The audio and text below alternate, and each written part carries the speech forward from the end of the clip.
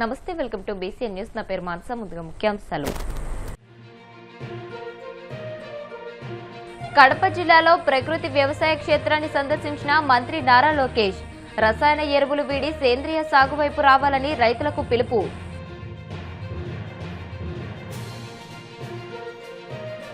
దళితుల సంక్షేమానికి కూటమి ప్రభుత్వం కట్టుబడి ఉంది. భీమవరం టీడీపీ కార్యాలయంలో ఎస్సీ సెల్ సమావేశంలో నాయకులు.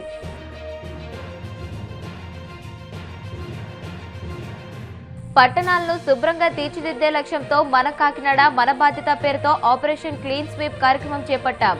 జిల్లా కలెక్టర్ హరేంద్ర ప్రసాద్ వెల్లడి. సముద్ర జలాల పరిరక్షణకు తాబేలు ప్రాధాన్యత ఎంత ఉంది? ప్రపంచ తాబేలు దినోత్సవం కార్యక్రమంలో పశుసంవర్ధక శాఖ జాయింట్ డైరెక్టర్ డాక్టర్ కోటిలింగరాజు. రసాయన ఎరువుల వాడకంతో దెబ్బతింటున్న భూసారాన్ని కాపాడుతూ పెట్టుబడి ఖర్చు తగ్గించుకోవాలంటే రైతులు సేంద్రియ సాగు వైపు మళ్లాల్సిన అవసరం ఉందని మంత్రి నారా లోకేష్ అన్నారు. ముఖ్యమంత్రి చంద్రబాబు లక్ష్యమైన జీరో బడ్జెట్ నేచురల్ ఫార్మింగ్ విధానాన్ని క్షేత్రస్థాయిలో ప్రోత్సహించడమే ప్రభుత్వ ధ్యేయమని ఆయన స్పష్టం చేశారు. కడప జిల్లాలో తన 2 రోజుల పర్యటనలో భాగంగా జమ్మలమడుగు నియోజకవర్గంలోని ముద్దునూరు మండలం పెనికలపాడు గ్రామంలోని ప్రకృతి వ్యవసాయ క్షేత్రాన్ని ఆయన సందర్శించారు. సమీకృత సేంద్రియ సాగు పద్ధతులతో ఆదర్శంగా నిలుస్తున్న రైతు మునగాల ద్వారకానందరెడ్డి, ఆయన కుటుంబ సభ్యులతో లోకేష్ ప్రత్యేకంగా సమావేశమయ్యారు.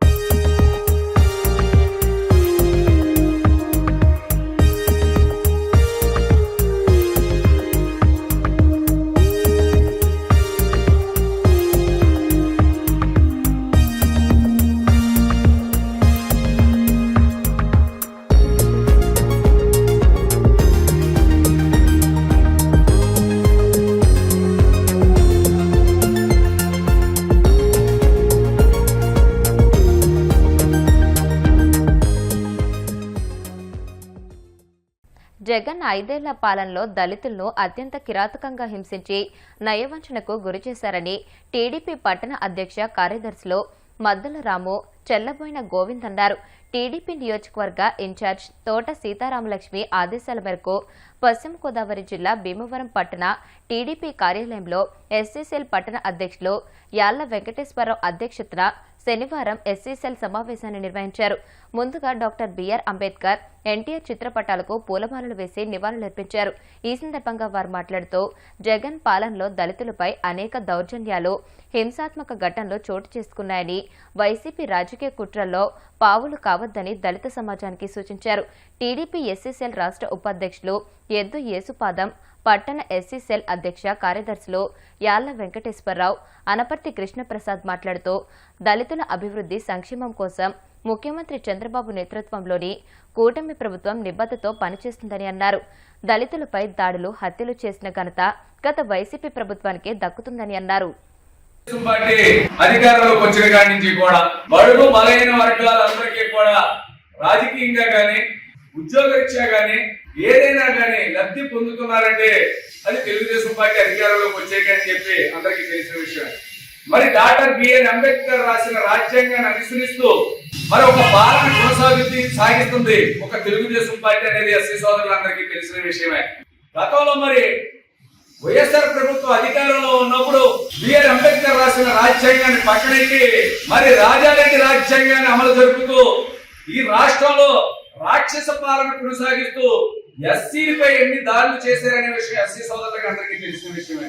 గత 2014 నుంచి 19లో దాకా కూడా ఎస్సీల కోసం తెలుగుదేశం పార్టీ అధికారంలో ఉన్నప్పుడు నారా చంద్రబాబు నాయుడు గారు ప్రవేశపెట్టిన పథకాలు ఎస్సీ ఆడబిడ్డల పెళ్లికి డబ్బుల విషయంలో గాని, ఎస్సీ సోదరులు విద్యార్థులు ఎవరైనా నిరుద్యోగులు కింద ఉంటే వాళ్ళకి సుమోలు అనే వెహికల్స్ సప్లై చేసి ఇప్పించి వాళ్ళకి జీవనోపాధి కల్పిస్తున్న విషయంలో గాని, మరి ఎస్సీలకి ఎటువంటి ఇబ్బందులు ఉన్నా మరి ఇబ్బందులన్నీ సాల్వ్ చేసి ఎస్సీ నిధులుగా ఎస్సీల కోసమే వాడుతూ మరి రాజ్యాంగాన్ని పరిపాలన కొనసాగితే నారా చంద్రబాబు నాయుడు గారు మరి జగన్మోహన్ రెడ్డి అధికారంలోకి వచ్చాక ఎస్సీ నిధులను పక్కదారి పట్టించి మరి ఎస్సీలు ఏదైనా తప్పు అని నోరెత్తి అడిగితే మరి ఆయన ఏ రకంగా అత్యాచారాలకు గురి చేశారనే విషయం మరి ఎస్సీ సోదరులందరికీ తెలుసు. అందులో డాక్టర్ సుధాకర్ గారే కావచ్చు, అలాగే డ్రైవర్ సుబ్రహ్మణ్యం గారే కావచ్చు, ఇంకా చాలా మంది ఎస్సీలు ఎంతో మంది ఇబ్బంది పడ్డారు.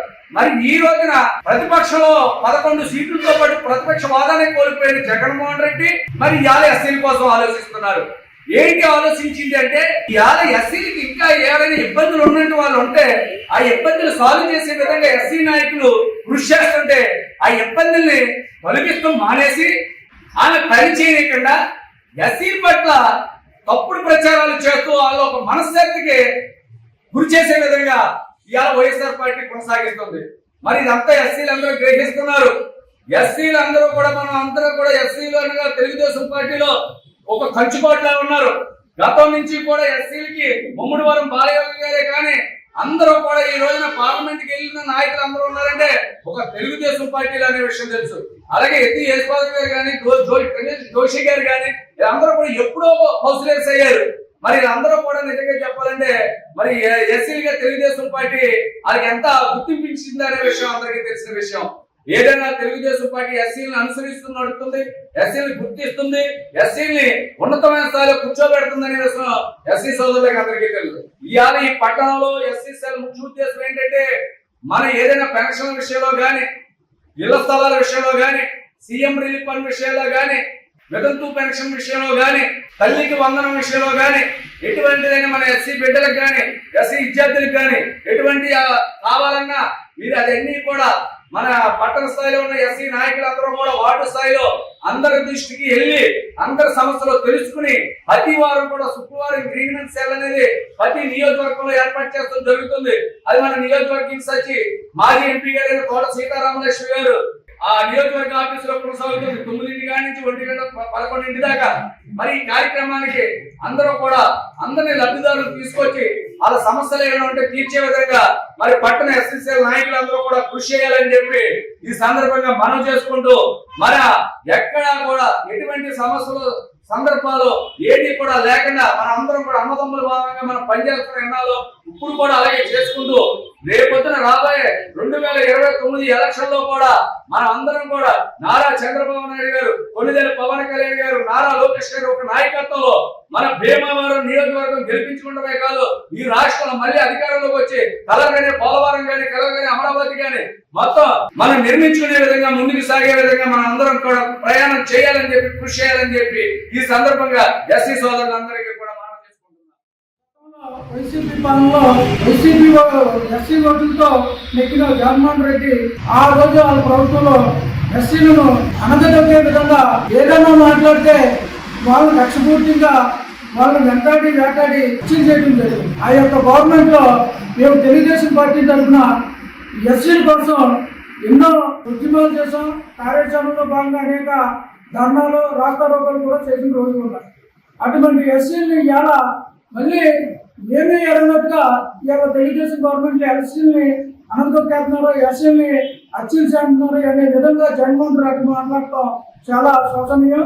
ఎందుకంటే ఈ యొక్క మీటింగ్ ఎలాగంటే ఇలా పట్టణంలో కూడా ప్రతి వార్డులో కూడా ఎస్సీలు దళితుని ఈ యొక్క చంద్రబాబు నాయుడు గారు ఈ యొక్క ఎస్సీలు చేస్తున్న మేలుకరమైన పనులు ఏంటనేది ఈ యొక్క ప్రజల్లోకి తీసుకెళ్లి కార్యక్రమాలను వాళ్ళకి వివరించి క్లుప్తంగా ఈ యొక్క ఎస్సీలకి చంద్రబాబు నాయుడు గారు కూడా ఆయన ఫస్ట్ 1982 నుంచి కూడా ఎన్టీ రామారావు గారు ఏవైతే ఎస్సీల పట్ల ఎంత విధానంతో వెళ్ళారో వాళ్ళు ఈ యొక్క అభివృద్ధి కోసం ఏ విధంగా పాల్గొన్నారో అదే విధంగా చంద్రబాబు నాయుడు గారు కూడా చేస్తున్నారు.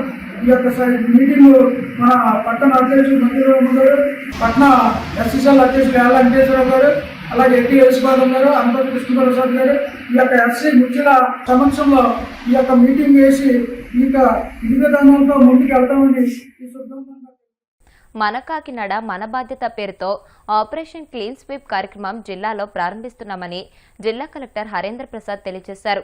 కాకినాడ కలెక్టరేట్లో జరిగిన మీడియా సమావేశంలో ఆయన మాట్లాడుతూ ఈ పరిశుభ్రత ప్రత్యేక డ్రైవ్ కార్యక్రమం నెల రోజుల పాటు కాకినాడతో పాటు మున్సిపాలిటీలు, నగర పంచాయతీల్లో నిర్వహిస్తామని అన్నారు. కలెక్టర్ స్థాయి నుంచి శానిటరీ వర్కర్ వరకు అందరూ దీనిలో పాల్గొంటారని అన్నారు. పట్టణాలను శుభ్రంగా తీర్చిదిద్దే లక్ష్యంతో కార్యక్రమాలు చేస్తున్నామని అన్నారు. ప్రజలు స్వచ్ఛంద వాలంటీర్లు, ఎన్జీఓలు పాల్గొనాలని పిలుపునిచ్చారు. జూన్ 5వ తేదీ నుంచి ఓటరు జాబితా ప్రత్యేక సవరణ కార్యక్రమం జరుగుతుందని వివరించారు. జిల్లా వ్యాప్తంగా తీవ్రమైన ఎండలో వడదెబ్బ పరిస్థితులు కొనసాగుతున్న నేపథ్యంలో ప్రజలు అప్రమత్తంగా ఉండాలని కలెక్టర్ సూచించారు. ఒక 4 అంశాల గురించి ప్రజలతో వివరాలు అందించే ఉద్దేశంతో ఈరోజు ఈ పాత్రికేయుల సమావేశం ఏర్పాటు చేయడం జరిగింది. ముందుగా జిల్లాలో ప్రస్తుతం ఉన్న హీట్ వేవ్ కండిషన్ గురించి ప్రజలు అప్రమత్తంగా ఉండవలసిగా కోరుతున్నాను. రాష్ట్ర వ్యాప్తంగా ఇన్ఫ్యాక్ట్ దేశవ్యాప్తంగా కూడా ఈ హీట్ వేవ్ కండిషన్ అనేది కొన్ని రోజులుగా ఎక్కువ ఇట్ ఈస్ కంటిన్యూయింగ్. ఈ వడదెబ్బ వల్ల మనకి చాలా ప్రమాదకరమైన ఒక వాతావరణం బయట ఉంది. సో కాబట్టి ప్రజలు ఎవరు ఎక్కువ ఎండ ఉన్న సమయంలో మెయిన్గా 11 గంటలకు ముందు పొద్దున, అదేవిధంగా సాయంత్రం 4 గంటలకు ముందు వాళ్ళు బయట తిరగవద్దని ఈ సందర్భంగా మీ అందరినీ కోరుతున్నాను. ఈ హీట్ వేవ్ కండిషన్లో ఎక్కువ మంది బయట తిరగడం వల్ల డీహైడ్రేషన్ కారణం చేత గతంలో కొన్ని మరణాలు కూడా జరిగినాయి. కాబట్టి ఇక్కడ ఓల్డ్ పీపుల్ ఎవరైనా ఉంటే, అదేవిధంగా చిన్నపిల్లలు, గర్భిణీ స్త్రీలు ఎవరు కూడా 11 గంటల నుంచి 4 గంటల మధ్యలో రాబోయే 4-5 రోజులు మీరు దయచేసి వెళ్ళకూడదని, బయట వెళ్ళవద్దని ఈ సందర్భంగా మీ అందరినీ కోరుతున్నాను. ఏదైనా సమస్య ఉంటే, మీకు బయట వెళ్ళినప్పుడు ఆరోగ్యపరంగా ఏదైనా సమస్య ఉంటే దగ్గర ఉన్న విలేజ్ హెల్త్ క్లినిక్లో కానీ, ప్రాథమిక ఆరోగ్య కేంద్రాలు పిహెచ్సిలో కానీ దానికి కావాల్సిన ఫస్ట్ ఎయిడ్ అన్నీ కూడా మనం ఏర్పాటు చేయడం జరిగింది. ఓఆర్ఎస్ పాకెట్స్, మెడిసిన్స్ అన్నీ కూడా ఏర్పాటు చేయడం జరిగింది. దయచేసి దగ్గర ఉన్న హాస్పిటల్ డాక్టర్ని సంప్రదించవలసిగా ఈ సందర్భంగా మిమ్మల్ని అందరినీ కూడా కోరుతున్నాను. అదేవిధంగా ఎన్ఆర్ఈజిఎస్లో పనిచేస్తున్న వర్కర్స్, వేజ్ సీకర్స్ ఎవరైతే ఉన్నారో వాళ్ళ అందరినీ కూడా పొద్దునే పనికి వెళ్ళి ముందుగానే వాళ్ళు పని అన్నీ కూడా కంప్లీట్ చేసుకొని ఇంటికి వెళ్ళే విధంగా అందరూ ఫీల్డ్ అసిస్టెంట్స్కి, ఎన్ఆర్ఈజిఎస్ టెక్నికల్ అసిస్టెంట్స్కి ఆదేశాలు జారీ చేయడం జరిగింది. దయచేసి మీరు కూడా అప్రమత్తంగా ఉండవలసిందిగా ఈ సందర్భంగా కోరుతున్నాను. పంట పొలాల్లో వరి కోతలు ఇప్పుడు చివరిదాకా వచ్చినది. స్టిల్ కొన్ని చోట్ల ఇంకా హార్వెస్టింగ్ జరుగుతుంది. సో అక్కడ అగ్రికల్చర్ లేబరర్స్ అందరూ కూడా 10 గంటల తర్వాత బయట వెళ్ళవద్దని మీ సందర్భంగా కోరుతున్నాను. ఎక్కువ ఈ ఎండ ఉండడం వల్ల మీ ఆరోగ్యానికి సమస్య వచ్చే అవకాశం ఉంది. కాబట్టి దయచేసి ప్రతి ఒక్కరు కూడా ఈ ముందు జాగ్రత్తలు తీసుకోవాల్సిగా కోరుతున్నాను. ఎక్కువ నీళ్ళు తాగాలి. అదేవిధంగా షేడ్ ఉన్న చోట్ల వెయిట్ చేయాలి. దానికి అనుకూలంగా మనం చలివేంద్రాలు కూడా నగరాల్లో ఏర్పాటు చేయడం జరిగింది. దీంతోపాటు బస్ స్టాండ్ దగ్గర, బస్ షెల్టర్స్ దగ్గర షేడ్ కూడా మనం కాకినాడ నగరంలో ఏర్పాటు చేయడం జరిగింది. ఇవన్నీ కూడా ప్రజలు వినియోగించవలసిందిగా ఈ సందర్భంగా కోరుతున్నాను. రెండో అంశం మీతో పాటు నేను మాట్లాడాలని అనుకునేది, జిల్లా వ్యాప్తంగా ఏదైనా ఎమర్జెన్సీ ఉంటే అవి ధాన్యం కొనుగోలు కావచ్చు, కొనుగోలులో ఏర్పడే సమస్యలు కావచ్చు, మంచినీళ్ళు సమస్యలు కావచ్చు, లేకపోతే ఒక అగ్ని ప్రమాదం లాంటి సమస్య కావచ్చు, లేకపోతే ఒక వైద్య అవసరాల సమయంలో సరి అయిన వైద్యం అందించకపోవడం, అదేవిధంగా ఏదైనా ఎమర్జెన్సీ ఉంటే వెంటనే స్పందించడానికి మనము ఒక emergency response centre, call centre ఒకటి మనము జిల్లా స్థాయిలో కలెక్టరేట్లో ఏర్పాటు చేయడం జరిగింది. 9849903879 9849903879. మళ్ళీ రిపీట్ చేస్తాను, 9849393879.